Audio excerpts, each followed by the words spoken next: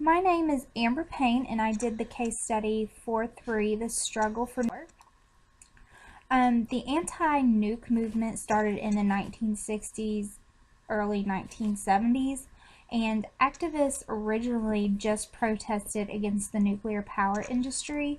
Nowadays, the movement has broadened to air, water, ground pollution, global warming, and overpopulation.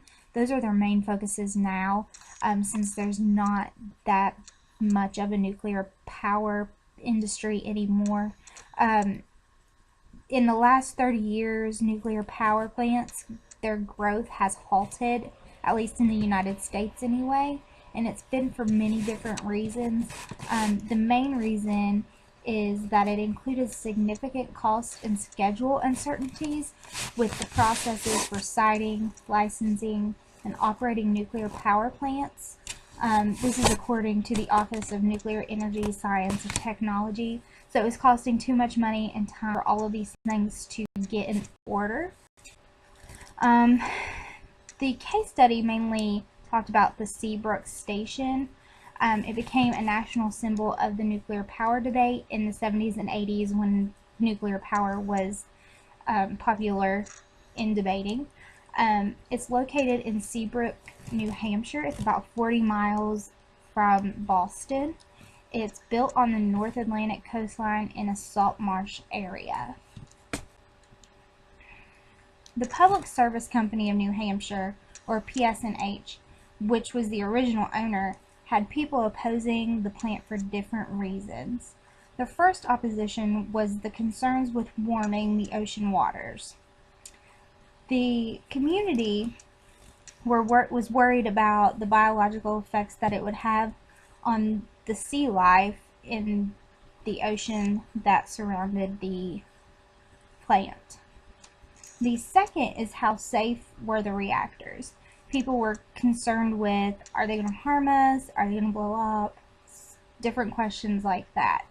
The third was, does the plant have an evacuation plan in effect? The fourth was the concern with electricity rates. The increase of power costs were seen as an obstacle, and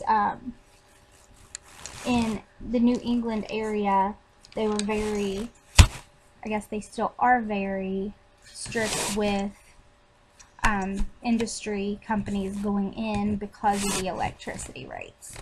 The biggest opposition was that most people in New Hampshire did not want a new power source in their area. Seabrook's communications department used one-way and two-way techniques to resolve these oppositions. One-way techniques are mainly just distributing information, just handing out, not getting a response back, not communicating, just giving information. The first was, they had 3 one-way techniques that they used. The first was hard-hitting ads, which featured Seabrook's employees talking about how good the company was. The second was that they distributed safety kits to small businesses and to some people in the community. The kits included information on the plant itself, waste management, radiation, and safety systems. And the third one-way technique that they used was a newsletter that they created called Energy. All of the articles in it were related to energy. The newsletter circulated between 88 and 89, and it was distributed to the community, mailed out to everyone in the community that was around. It was a 22-mile radius around Seabrook. They had 5 two-way techniques that they used. The first was they offered a community tour. The plant opened up for one day and allowed anyone in the community to come and tour the plant to show them that it wasn't that bad of a place, that it actually offered a lot of good things to the community. in that one day that it was opened, 7,000 people showed up to tour. The second thing was that they built a science and nature center for the community. It's still up today. It displays information about electrical generation and has an ocean aquarium that is 260 feet below sea level.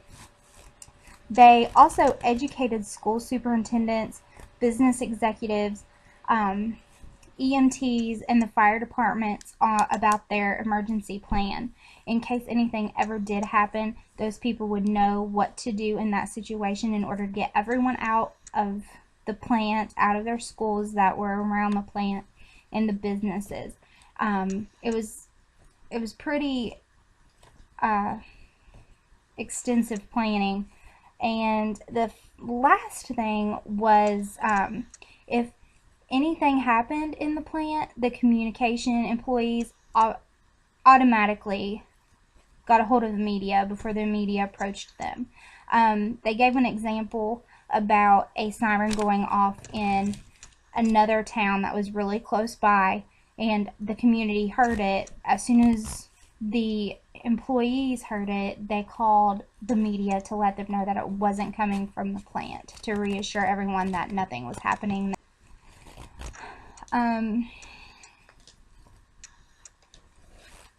Let's see here.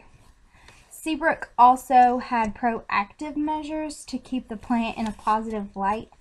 The first was that they developed one-on-one relationships with small business owners. They tried to keep those up. I'll talk about those in my next slide. And the other was that they offered people with concerns to call Seabrook at any time to get reassured about those. Back to the reinforcing relationships, they sent out an emergency plan information calendar to all external publics. That is everyone in the community. They had broken down their publics from external to internal. Internal was employees. External was everyone else. So that includes small businesses, just your regular citizens, it's everyone got one of these calendars. And the second thing was the Science and Nature Center was made for school and community field trips. So now anyone can go in and have a field trip or just go in and tour it to get more information about the plant and what it's doing and how it's preserving the life. It's not harming the ocean life. And the last thing was that they established a hotline for the community's concerns. We talked about this in the slide before, that people could call. Well, they decided to extend that and make an actual hotline for anyone to call any time of day about anything that they were concerned about, and someone would talk to them about it and reassure them that it was. The employees also take part in participating in community services. They help with Wish Upon a Star Foundation in their community. The women of the company who have little girls who are in Girl Scouts are, I don't want to say pressured, but kind of pushed to take part in the Girl Scouts, be leaders. They're also pushed to take part in Rotary clubs, Lion clubs, and Kiwanis clubs to take office positions. They did an Action Cove Playground, which is a community-based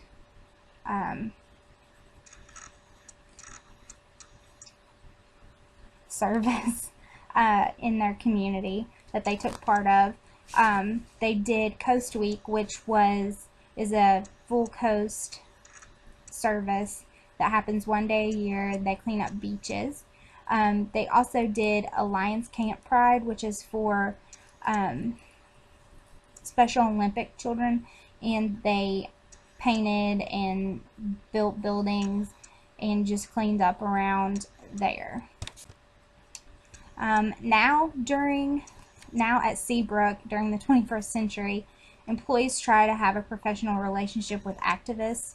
That is their main focus today. They say the activists aren't willing to work with them much. They don't even like to talk to them usually. So that's pretty much what they're dealing with now.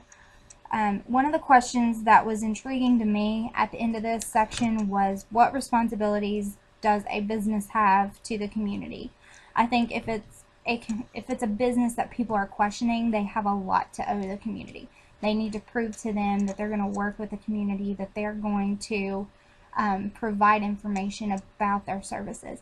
They need to work with the community all the time. They constantly need to be in communication. Communication is key. They need to communicate with the community at all times. That is my case study, and have a good weekend.